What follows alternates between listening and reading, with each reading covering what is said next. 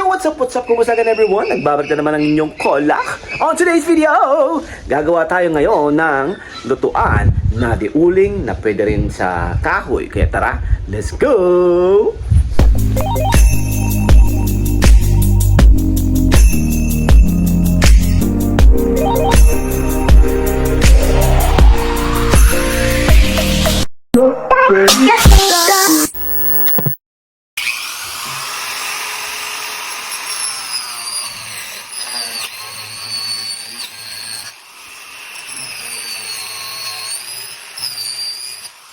So ayan, tapos na ang ating base ng ating lutuan. So ito na yung ginawa natin. So ayan na yung ating base. So ito yung magiging lutuan. And ito yung magiging grill. Yan. So ayan. So naglagay na tayo ng bakal sa ilalim. Sa pinakababa. Para may support siya. No.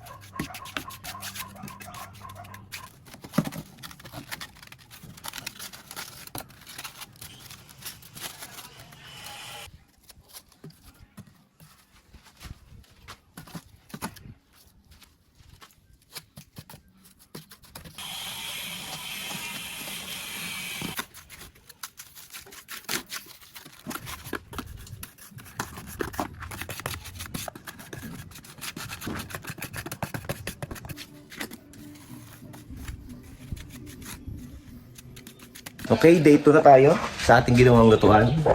Ayan, so tatanggalin na natin itong mga plywood tsaka kahoy na ginamit natin pang base. Pero kailangan pa natin ng ilang araw para matuyo ng maayos itong ating semento. Para syempre maging matibay na rin. Ayan. Let's go!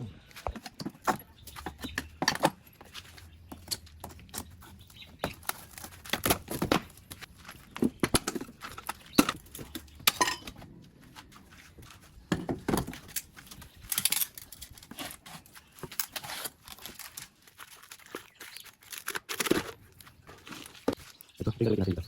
So, pinagawin siya.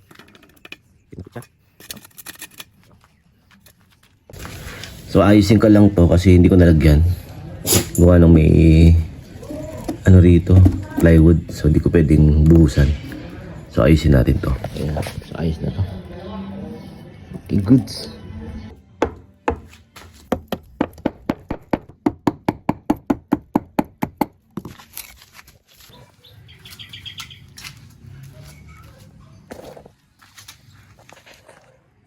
So ayan, gagawa naman tayo ngayon ng patungan ng ating lutuan.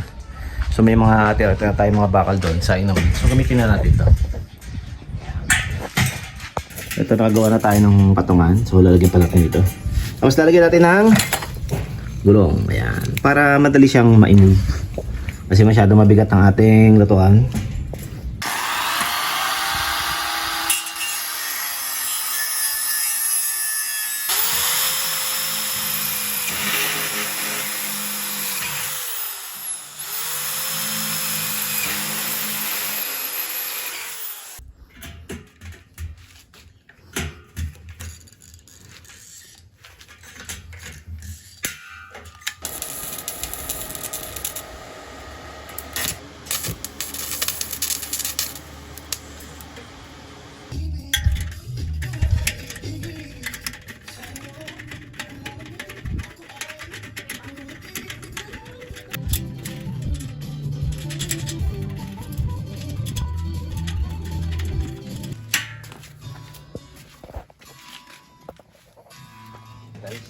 makakatipid na tayo sa gas, sa gasol, dahil meron na tayong ginawang lutuan. Ayan.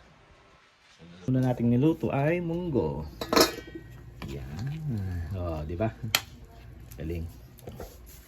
sabak ang ating, ayan. Meron tayong lutuan.